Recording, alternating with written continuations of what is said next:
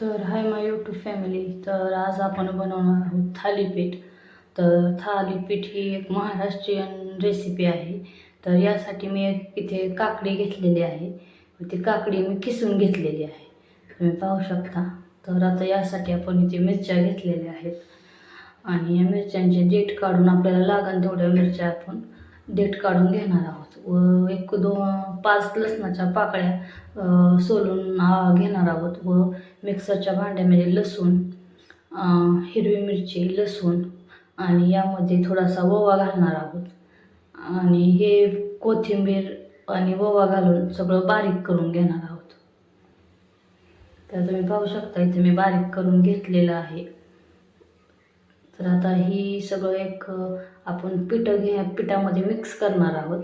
तर इथे आपण ज्वारीचं पीठ 2 वाटी घेतलेलं आहे, त्यामध्ये 4 वाटी आपण बेसनाचं पीठ घालणार आहोत आणि यामध्ये आपण आता 1 वाटी गव्हाचं पीठ घालणार आहोत. तुम्ही यामध्ये थोडंसं तांदळाचं पीठही घालू शकता, पण मी इथे नसल्यामुळे नाही घातलं. तर इथे मी आता यामध्ये चवीनुसार मीठ घातलेलं आहे व आता आपण इथे किसलेली काकडी या पिठामध्ये मिक्स करणार आहोत. रस काढून घेतली तरी चालेल किंवा नाही काढला तरी चालेल. आणि हे वाटण जे आपण मिरचीचं केलेलं आहे ते घेणार आहोत. यामध्ये आपण थोडीशी कलरनुसार हळद घालणार आहोत व थोडेसे आपल्याला यामध्ये जिरेही घालायचे आहेत. तर तुम्ही पाहू शकता अगदी या प्रकारे. यामध्ये आता आपण चिरलेली बारीक कोथिंबीर होती ती घातलेली आहे आणि यानंतर आपण थोडेसे जिरे घातलेले आहेत आणि हे मिश्रणामध्ये थोडंसं आपण आता तेल ॲड करणार आहोत. कोमट घेतलं तरी चालेल आणि हे मिश्रण सर्व पाणी टाकून एकजीव करून मळून घेणार आहोत. अगदी मीडियम असं, लई घट्टही नाही आणि पातळही नाही.